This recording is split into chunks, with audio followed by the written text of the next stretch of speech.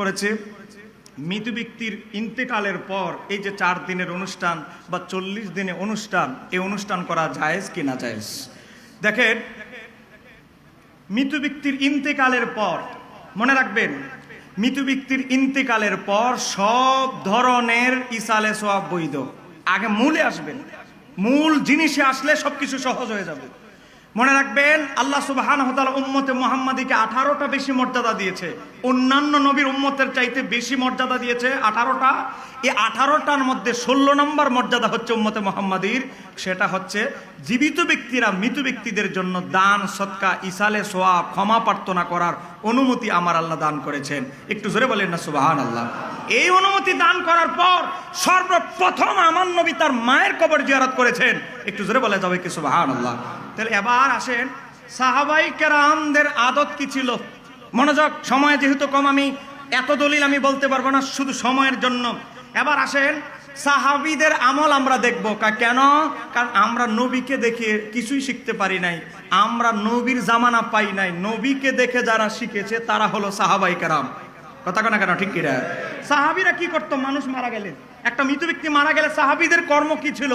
আজ থেকে 1100 বছর আগের কিতাবের নাম আল হিলিয়াতুল আউলিয়া, লিখেছে ইমাম আবু নাঈম ইসফাহানী রহমাতুল্লাহ আলাইহি।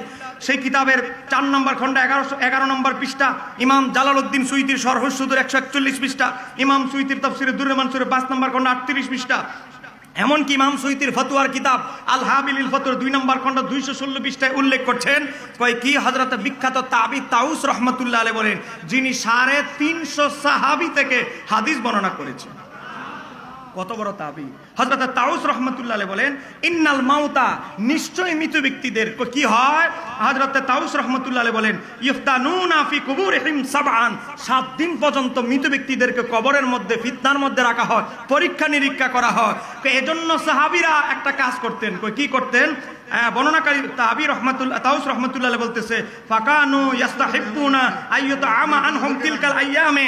এজন্য সাহাবাই কেরাম, আমরা তো একদিন চতুর্থ দিন করি, সাহাবীরা 7 দিন পর্যন্ত মৃত ব্যক্তির পক্ষে 7 দিন পর্যন্ত মানুষদেরকে খাবার বিতরণ করতেন। আমার কথা কি বুঝতে পেরেছেন?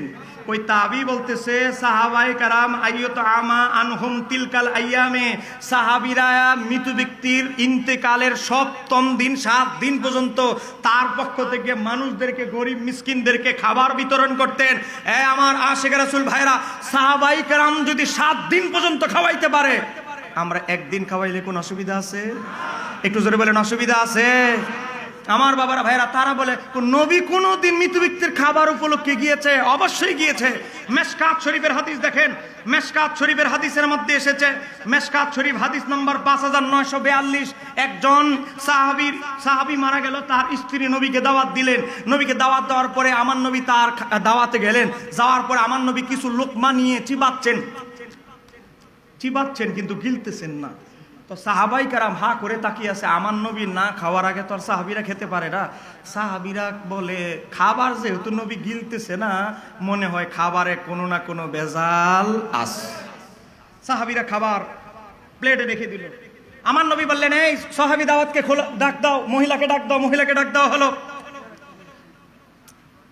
মহিলাকে ডাক দাও, সাহাবী দাওয়াতকে ডাক দাও হলো। পর্দার ভিতর থেকে মহিলা বলতেছে, লাব্বাইক ইয়া রাসূলুল্লাহ, আমি তোমার এই দুম্বার মাংস আমি খেতে পারবো না। কই ইয়া রাসূলুল্লাহ, কেন খেতে পারবেন না?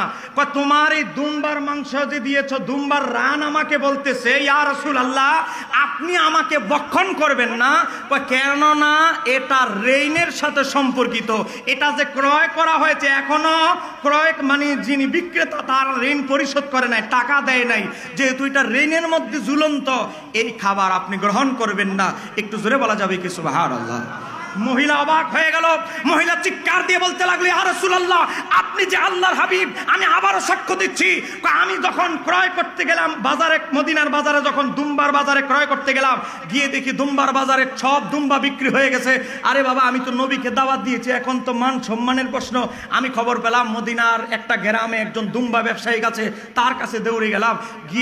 গিয়ে দেখি বেচারা মালিক বাড়িতে নাই। আয় হায়, মহিলা বলে আমি বিক্রি করতে পারবো না, আমি দুম্বার দাম টাম জানি না। তো আমি কি করলাম, মহিলাকে অনুনয় বিনয় করে বোঝানোর পরে মহিলা আমাকে কি করলেন, আরেকটা দুম্বার সাথে এই দুম্বাটা স্বাস্থ্যগতভাবে মিলায়া বলে এটার যত দাম এটার তত দামই দিবা, নিয়ে যাও। আমি জবে করে ইয়া রাসূলুল্লাহ আপনার সামনে দিয়েছি, এই দুম্বার রান যা বলেছে তা সত্য, আপনি নবী যা বলেছেন তাও সত্য। চিৎকার দিয়ে বলা যাবে কি সুবহানাল্লাহ। তা আমার নবী বললেন, ও সাহাবীরা তোমরা খাও, কারণ আমি নবী ঋণগ্রস্ত কোনো খাবার খাইতে পারি না, আমার অনুমতি নাই। কিন্তু এখান থেকে একটা মাসালা সাব্যস্ত হয়, কয় কি, মৃত ব্যক্তি উপলক্ষে দাওয়াতে আমার নবী নিজে গিয়েছেন, কিন্তু টাকা পেড না থাকার কারণে, রেন্টটা ঝুলন্ত অবস্থা থাকার কারণে ক্রয় বিক্রয় নবী বক্ষণ করে নাই, কিন্তু আমার নবী নিজের দাওয়াত গ্রহণ করেছে। আপনারা বলেন, আমার নবী যদি নিজের দাওয়াত গ্রহণ করতে পারে, সাহাবীরা যদি 7 দিন পর্যন্ত মৃত ব্যক্তির পক্ষে খাবার বিতরণ করতে পারে, আমরা করতে কোনো অসুবিধা আছে?